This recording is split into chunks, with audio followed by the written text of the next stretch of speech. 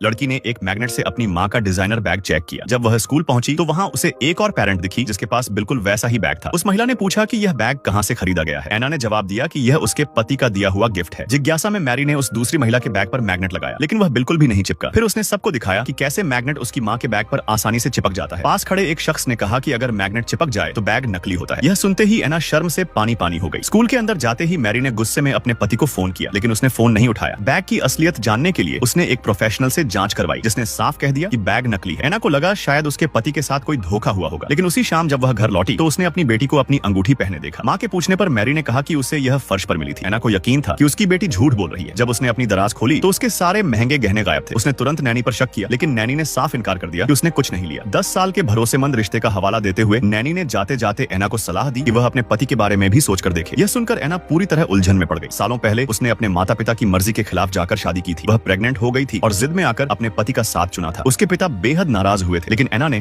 अपने परिवार से रिश्ता तोड़कर पति को चुना। वह मान ही नहीं पा रही थी कि उसका पति पैसों के लिए उसे धोखा दे सकता है। उसने उसके दोस्तों को फोन करके उसके बारे में पूछा, मगर किसी को भी उसके ठिकाने का पता नहीं था। बेबस होकर एना पुलिस स्टेशन में गुमशुदगी की रिपोर्ट दर्ज कराने का फैसला करती है। तभी अचानक उसके पति की वीडियो कॉल आ जाती है। वह रोते हुए उससे पूछती है कि वह कहाँ है और धमकी देती है कि अगर उसने सच नहीं बताया तो वह पुलिस में शिकायत कर देगी। पुलिस का नाम सुनते ही जैक घबरा जाता है और उसे शांत रहने को कहता है, ये वादा करते हुए कि वह जल्द ही घर लौट आएगा। लेकिन घर लौटने की बजाय एना को कोर्ट का समन मिलता है। पुलिस उसे बताती है कि उसके पति की कंपनी 2 महीने पहले ही दिवालिया हो चुकी है और क्योंकि जैक का कोई पता नहीं चल रहा, इसलिए अब उसके सारे कर्ज की जिम्मेदारी एना पर डाल दी गई है। इतना ही नहीं, भारी कर्ज न चुकाने की वजह से जैक को नेशनल क्रेडिट ब्लैकलिस्ट में डाल दिया गया है। इसका सीधा असर उनकी बेटी पर पड़ता है। अब वह इंटरनेशनल स्कूल में पढ़ाई जारी नहीं रख सकती।